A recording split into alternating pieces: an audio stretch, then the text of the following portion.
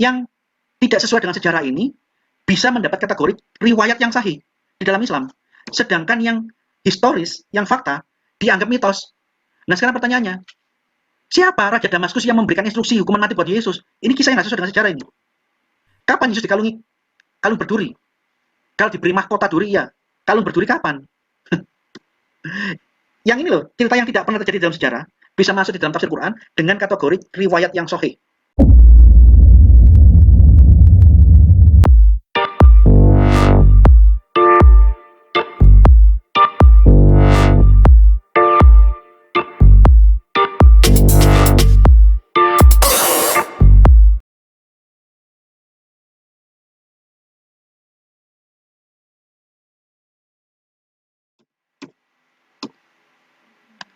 Yudas, di dalam Injil Yudas, dia yang diserupakan.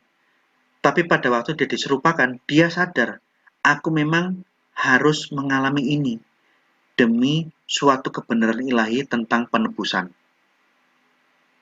Yudas dengan rela mau menggantikan posisi penyalipan di Kalvari. Yesus berada di bukit melihat Yudas. Yudas diserupakan Yesus lagi terpaku, tergantung di kayu salib.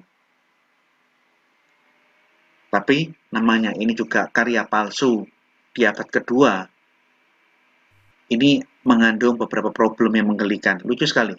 Anda kalau baca karya-karya palsu gini, banyak hal yang lucu yang bisa kita lihat yang membuat kita ketawa-ketawa. Ada problem sejarah yang lucu, yang konyol yang dibuat di dalam Injil ini. Dan juga ada problem logika yang menggelikan, sangat menggelikan. Ya kita bedah. Mengenai problem sejarah, Yudas adalah rasul Yesus yang pertama kali meninggal. Bahkan dia meninggal di hari yang sama beberapa jam lebih dahulu sebelum Yesus menghembuskan napasnya. Yudas adalah rasul yang pertama kali mati dari semua rasul. Matinya di hari yang sama dengan penyaliban Yesus. Bahkan mati lebih dulu sebelum Yesus. Yang menarik, kalau Injil semua mencatat Yudas mati beberapa jam lebih awal dari Yesus di hari yang sama, gunakan logika. Jikalau ada dua orang mati tergantung, yang satu di sebelah sini mati bunuh diri, yang satu tergantung di sebelah sana, matinya dipaku di kayu salib. Mustahil dua orang yang tergantung di kayu ini, satu gantung diri, satunya mati di kayu salib. Dua orang ini adalah Yudas. Mustahil dua orang yang sama ada di hari yang sama mati. Nah, mungkin. Jadi kalau ada dua orang mati di hari yang sama, salah satunya pasti bukan orang itu. Jadi kalau kita ngomong tentang logika sejarah ini konyol sekali. Yudas beberapa jam sebelum Yesus menghembuskan napas jam 3 sore, dia udah mati. Dia belum sempat nulis Injil. Dan memang belum ada Injil Yudas. Mana Injil Yudas? Tidak pernah ada. Jadi kalau dilihat dari problem sejarah, ini menyalahi sejarah. Lucu sekali. Nah, kemudian kita lihat logika yang berikutnya yang konyol lagi. Yudas menyerahkan Yesus untuk menyukseskan misi penyaliban karena Yesus memang sudah dinubuatkan harus mati di kayu salib. Di Mazmur 22, dia akan menusuk tangan dan kakiku. Sekarang bayangkan, begitu Yesus bertukar posisi, Yesus berada di bukit menyaksikan prosesi penyaliban. Yudas ada di kayu salib sedang dipaku. Bayangkan. Saya pernah membawakan ini di dalam debat terbuka dengan orang Muslim. Logikanya, kalau saya bukan orang yang semestinya disiksa dan dibunuh atas apa yang tidak pernah saya lakukan, sebelum saya mati, saya pasti berusaha menjelaskan, saya bukan Yudas, saya ini Yesus. Saya ini bukan Yesus saya ini Yudas. Tolong kamu lihat, kamu salah lihat paling. Saya bukan Yesus, saya ini Yudas. Minimal kan begitu. Kedua, kekonyolannya, pada waktu dia sedang terpaku tangan dan kakinya, kapan dia punya waktu, kapan dia punya tempo untuk menuliskan kisah Injilnya. Nah, yang menarik, ajaran penyerupaan Yesus di salib ini mirip dengan apa yang diimani orang Muslim. Bedanya kalau di dalam imannya orang Muslim, kisah penyerupaan Yesus yang disalib ini dianggap sebagai firman Allah dan memang seperti itu. Meskipun ini masih problematik ya. Tapi apa yang kita baca tentang kepercayaan Basiledes dan Injil Yudas, ini muncul di dalam dunia Islam. Jadi ajaran Islam ini mirip dengan ajaran Gnostik Kristen. Ini ya, saya bacakan yang dari tafsir Ibnu Abbas. Tafsir Ibnu Abbas untuk surah An-Nisa 157, surah keempat. Dan karena ucapan mereka, sesungguhnya kami telah membunuh Al-Masih Isa putra Maryam Rasulullah. Maka Allah pun membunuh teman mereka yang bernama Nitianus. Ini Nitianus Giosopo, Tetanus, Nitianus, gak jelas sih siapa. Padahal mereka tidak membunuhnya dan tidak pula menyalibkannya. Tetapi mereka yang mereka bunuh ialah orang yang diserupakan dengan Isa bagi mereka. Allah membuat Nitianus, Nitianus, Tetanus, membuat Nitianus serupa dengan Nabi Isa. Maka Nitianuslah mereka membunuh Nitianus, bukan membunuh Nabi Isa. Sesungguhnya orang-orang yang berselisih paham tentang Isa, yakni tentang pembunuhan Nabi Isa, benar-benar dalam keraguan-keraguan tentang yang dibunuh itu. Mereka tidak mempunyai keyakinan tentang siapa yang dibunuh itu, kecuali mengikuti persangkaan belaka. Ini tafsirnya Ibnu Abbas. Nah pertanyaannya, Nitianus itu ya sopo toh?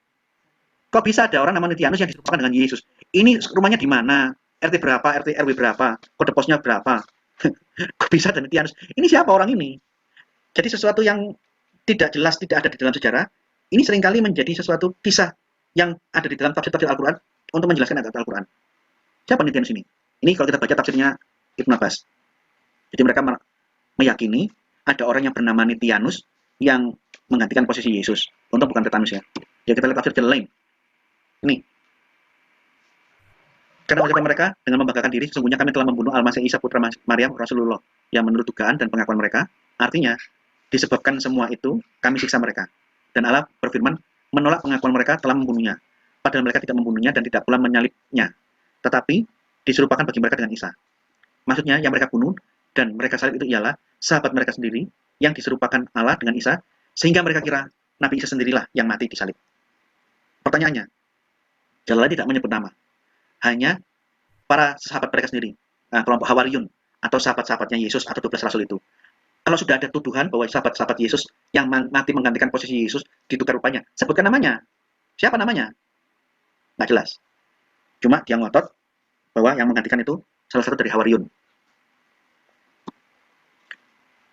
Nih, siapakah sahabat-sahabat Yesus? Nggak jelas.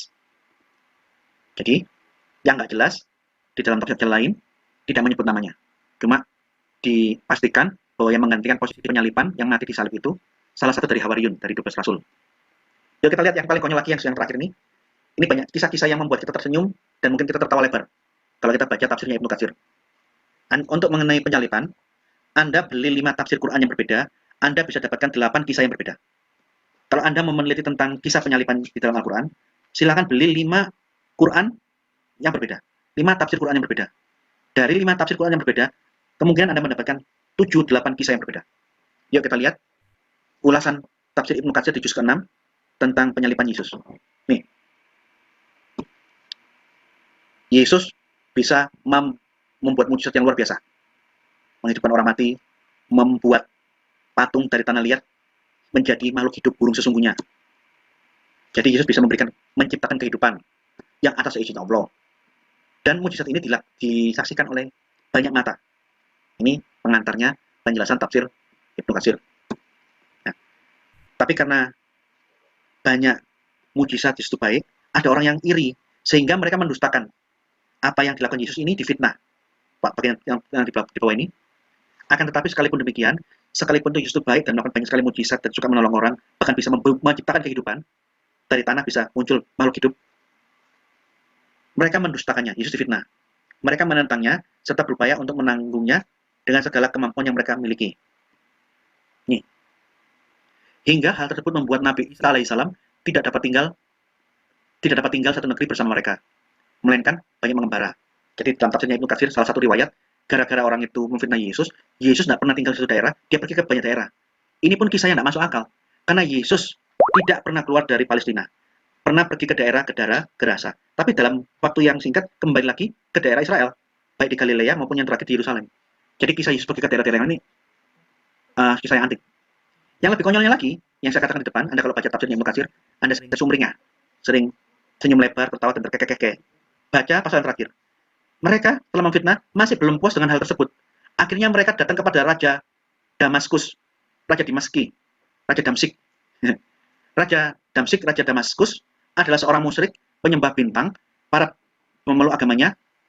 Nih, fitnah tentang Yesus disampaikan kepada Raja Damaskus.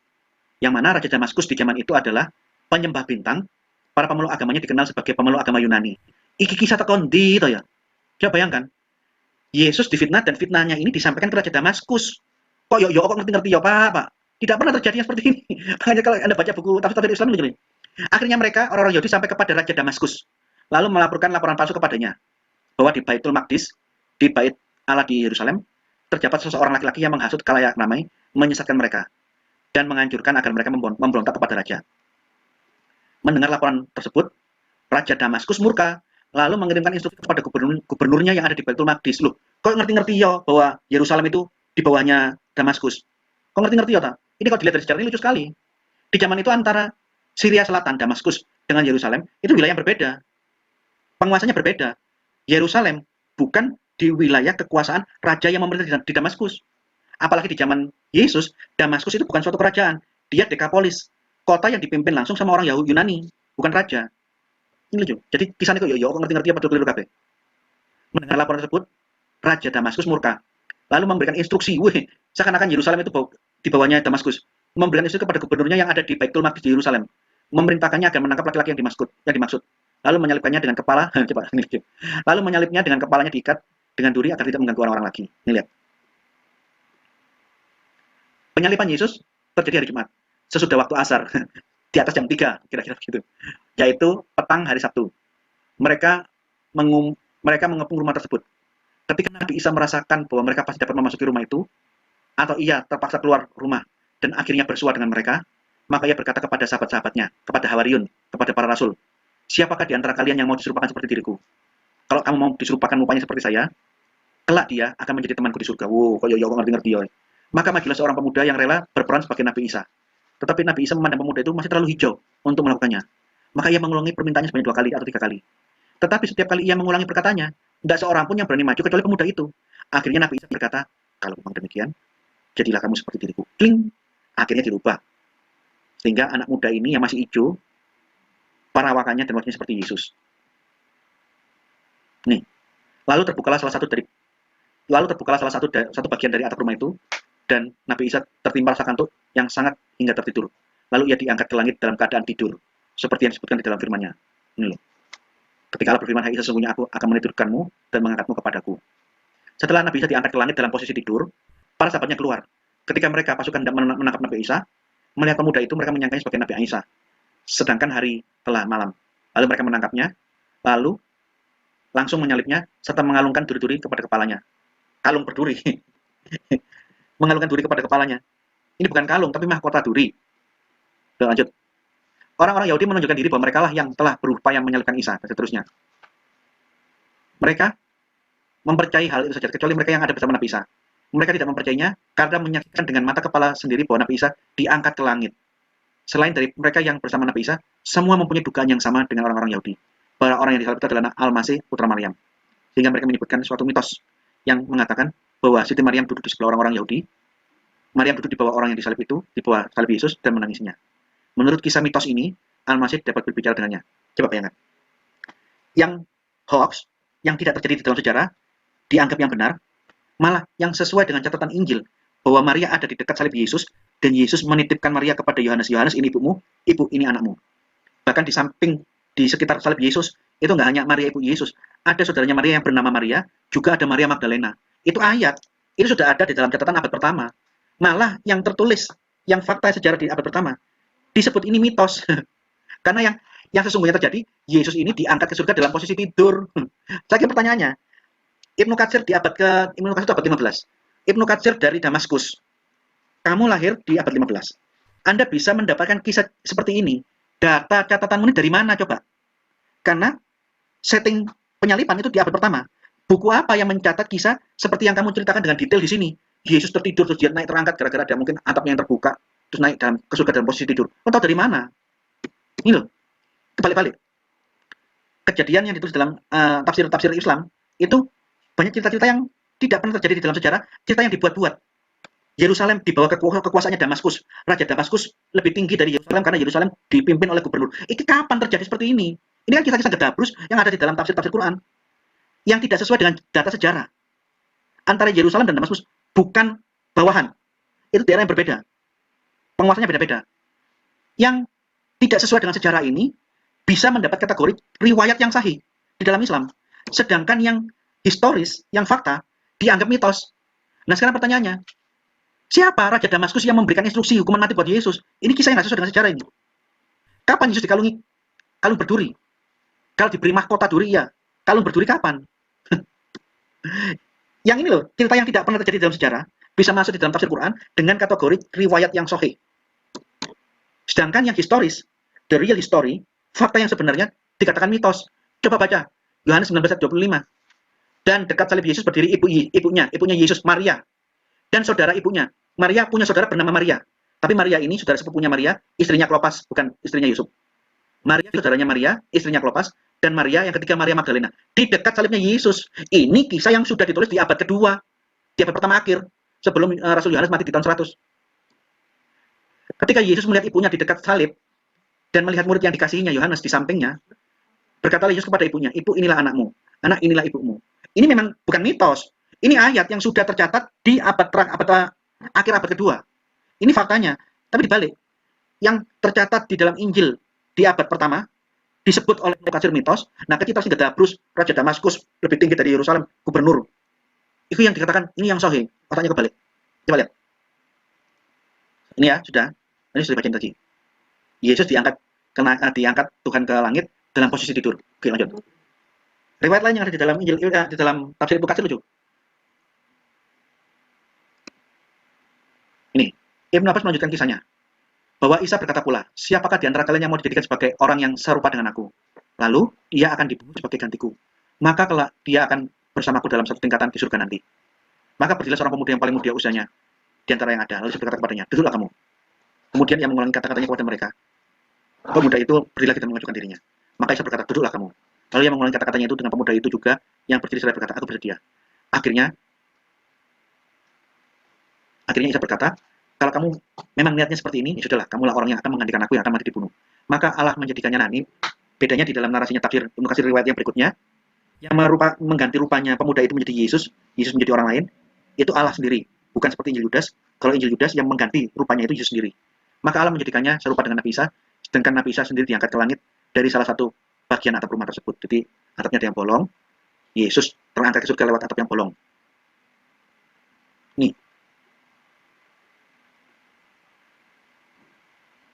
Perhatikan, kisah-kisah yang ditulis di dalam tafsir Ibnu Katsir, perhatikan, sanad asar ini sahih sampai kepada Ibnu Abbas.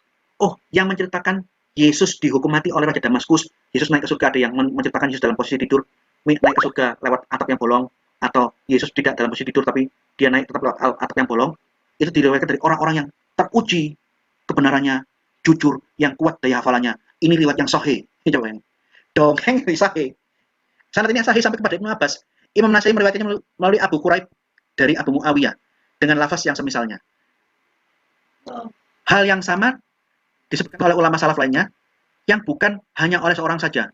Jadi yang meriwayatkan cerita ini riwayat yang mutawatir. Bukan hadis ahad tapi mutawatir. Ini riwayat yang sangat-sangat sahih karena yang menceritakan kisah ini adalah orang-orang yang dapat dipercaya. Jadi kategorinya sahih, tapi itu dongeng yang sahih. Lucu. Coba ini. Riwayat dari Ibnu Jarir di dalam tafsir Ibnu Katsir. Kemudian Ibnu Jarir mengatakan telah menceritakan kepada kami Ibnu Humaid telah menceritakan kepada kami Salamah dari Ibnu Ishaq yang menceritakan bahwa nama Bani Israel yang mengirim sejumlah pasukan untuk membunuh Isa alaihissalam adalah Daud. Dari versi yang cerita yang tadi ada versi cerita yang kedua. Riwayat dari Ibnu Jarir yang mengutus utusan bukan raja dari Damaskus, tapi raja dari Israel sendiri, yang mana namanya adalah Raja Daud. Jadi Raja Daud lah yang membunuh Yesus dengan mengutuskan tentara-tentaranya. Iki Daud kondi to ya Pak. Jadi kok cerita ning kudu cerita dongeng aja pede banget menceritakan cerita kayak begini. Kalau dikaji secara historis, cari di dalam catatan sejarah, tidak ada raja Israel bernama Daud di zaman Yesus. Tapi bagi Islam, historis tidak penting. Yang penting sanad riwayat hadisnya sahih. Orang-orang yang menceritakan ini orang-orang yang terpercaya. Historis itu kayak kucing, omong kosong. Yang penting hadisnya saya sahih. Coba ini. Nama rajanya adalah Daud, seorang raja dari kalangan Bani Israel pula. Mereka setelah mereka sepakat untuk membunuh Isa alaihissalam, menurut berita yang sampai kepadaku. Coba bayangkan. Ini loh cerita sahih, riwayatnya sahih. Kemudian kalau Anda baca lagi tafsirnya Ibnu Katsir, Anda mungkin senyumnya lebih lebar lagi, bisa tertawa terpingkal-pingkal. Tafsir Ibnu Katsir mencatat 12 muridnya Yesus, 12 sahabat Yesus itu nama-nama ini loh, coba lihat. Firtaus, Yakobus, Weila, Weila dan Nakas, ini sopo atau Weila dan Nakas? Saudara Yakobus, Andreas, Filipus kok masuk 12 rasul? Filipus ini 70 murid, bukan 12 murid, bukan 12 rasul. Ibnu Yalma, ini sopo mana Ibnu Yalma? Tuh malah, aku kata-kata sampai saya itu kok baca tafsir Muslim itu kadang tersenyum. Kisah-kisah mereka ini kalau dibandingkan dengan historis, dengan sejarah, tidak ada yang cocok, tapi pede banget. Matius cocok, Thomas ya. Yakub Ibnu Halkiyah iki ya sopo maneh? Yakub Ibnu Halkiyah. Oh, nada wasis loh tuh. Lah kalau wasis nih gini. Wasis ini nama dosen saya dulu di Teknik Kimia UPN, di Fakultas Teknologi Industri UPN Surabaya. Itu ada Pak Wasis. Dan saya juga punya teman bernama Wasis. Wah, aku lagi ketemu Wasis kok tak ilokno. Sis kurang ajar sis, ternyata awakmu iki rasulnya Yesus ya sis. Aku niki diam-diam nyamari. Berpura-pura kamu ternyata rasulnya Yesus. Nada Wasis coba. Muridnya Yesus Wasis. Ternyata muridnya Yesus itu teman kuliah saya, Saudara. Kata biya iki sapa maneh kata biya. Masalahnya bingung. Siapa iki kata biya? Sahabat-sahabat Yesus Hawariyin yang bernama kata biya iki wong kondi maneh. Yudas Rakliya Yuta iya sapa maneh. Walah ya. Anda kalau baca tafsir Ibnu Katsir, Anda jangan punya pandangan yang keliru. Anda baca saja nanti senyum, mimik mukamu itu akan happy. Sumringah ketawa-ketawa. Saya baru tahu kalau teman saya Wasis dan dosen saya dulu itu salah satu rasulnya Yesus. Nata Wasis. Nah, kasih sopo wi lagi ya sopo, kata biya ki sopo, Ibnu Yalma. Sesuatu yang tidak cocok dengan sejarah. Inilah yang diajarkan. Yang sesuai dengan sejarah malah dianggap mitos dan tidak perlu diyakini. Kira-kira ini yang saya sampaikan materi hari ini mengenai bidat gnostik yang pertama di dalam sejarah kekristenan. Sebelum dia mengajarkan yang lain-lain, dia mengajarkan teori penyerupaan dengan catatan, dengan alasan Yesus tidak memiliki sifat manusia, tidak punya nature human. Dia hanya ilahi saja. Yang percaya Yesus mati sebagai manusia, itu orang yang rohaninya rendah, yang anak-anak, orang budak, yang masih belum cerdas. Karena Yesus itu kekuasaan tidak bersifat jasmani. Oleh karena itu tidak mungkin dia mati. Yang menyerupakan untuk orang lain. Nah, yang menarik, kisah-kisah palsu Injil Gnostik yang ditolak oleh bapak-bapak gereja, kisah yang mirip itu sama dengan tafsir-tafsirnya Quran tentang surah An-Nisa 5157. Bedanya, surah An-Nisa 157 kalau di dalam Islam tidak dianggap kisah palsu. Injil Gnostik seperti kita memandang Injil Gnostik palsu. Nah, kok bisa Yudas menulis kisah Injilnya? Pada saat dia disalib, terpaku di kayu salib. Kapan dia ada waktu menuliskan kisah Injilnya? Karena di kayu salib, dia sudah menuju sakratul maut untuk mati. Nah, kapan dia nulis Injilnya? Ini kan nggak bisa dijelaskan. Ya karena kenapa nggak dijelaskan? Nggak perlu dijelaskan. Karena memang Injil Yudas ini memang tidak perlu penjelasan. Dia hanya membuat suatu dugaan dengan cara pikiran dialektika. Membalikkan paham orang secara umum. Yudas penjahat, Yudas berdosa, Yudas pengkhianat. Dibalik di dalam ceritanya Injil Yudas, dia pahlawan, orang yang mengerti kebenaran sejati. Jadi yang dongeng atau yang mitos yang tidak ada catatan historisnya, siapa Raja Damaskus itu? Kapan Damaskus lebih tinggi dari Yerusalem? Apakah ada Raja di Israel bernama Daud di zaman Yesus? Ini semua dongeng mitos, tapi diyakini sebagai hadis yang sanadnya sahih. Sedangkan apa yang sesuai dengan sejarah, sesuai dengan fakta dan historis, dikatakan ini yang mitos. Yesus disalib, Maria ada di dekat salib Yesus, dan sempat bercakap-cakap mendengar suara Yesus. Dibilang oleh tafsirnya Ibnu Katsir sebagai yang mitos. Padahal itu ayat yang sampai hari ini kita bisa lihat masih sama dengan manuskrip-manuskrip Alkitab kuno di abad kedua, abad ketiga. Jadi yang dongeng dianggap benar dan dikasih predikat sahih, terpercaya, yang sesuai dengan fakta diberi label doif palsu. Kira-kira begitu.